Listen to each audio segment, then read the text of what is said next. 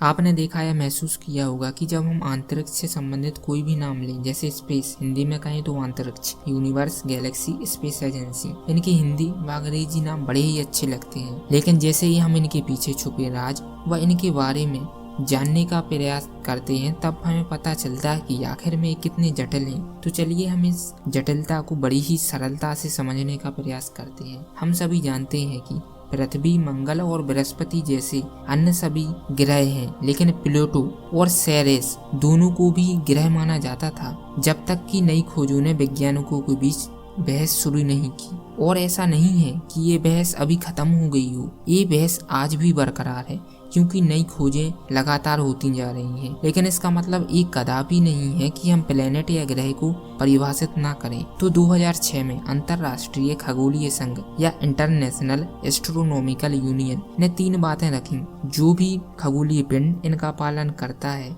हम इन्हें ग्रह का दर्जा दे सकते हैं।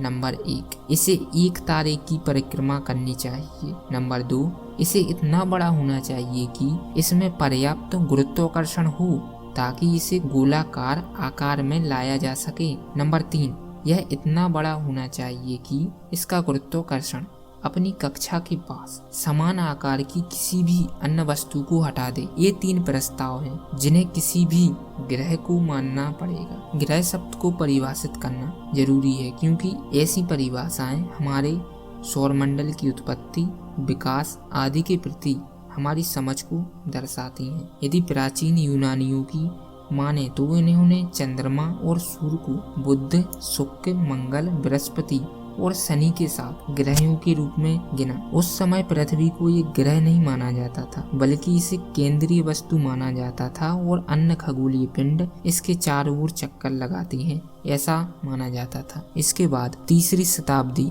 ईसा पूर्व में समोस द्वारा पहला मॉडल प्रस्तुत किया गया, जिसके अनुसार सूर्य को पूरे ब्रह्मांड का केंद्र माना जाता है और पृथ्वी को इसके चारों ओर घूमता माना गया। अब हम 17वीं शताब्दी में पहुंच गए हैं, जहां दूरबीन का आविष्कार हो गया है, जिसकी मदद से हमने महसूस किया कि सूर्य एक खगोलीय पिंड है जिसके चारों ओर कक्षाएं हैं, जिनमें पृथ्वी सहित सभी ग्रह हैं। साथ ही चंद्रमा एक ग्रह नहीं है, बल्कि यह पृथ्वी का उपग्रह है। 1801 में मंगल और बृहस्पति के बीच सेरेस की खोज की गई, जिसे ग्रह के रूप में माना गया, लेकिन बाद में उसी के समान अन्य वस्तुएं खोजी गई, जिससे अंततः इसे एक क्षुद्र ग्रह या लघु ग्रह माना गया। 1930 में नवे ग्रह के रूप में जाने जाने वाले प्लूटो की खोज की गई।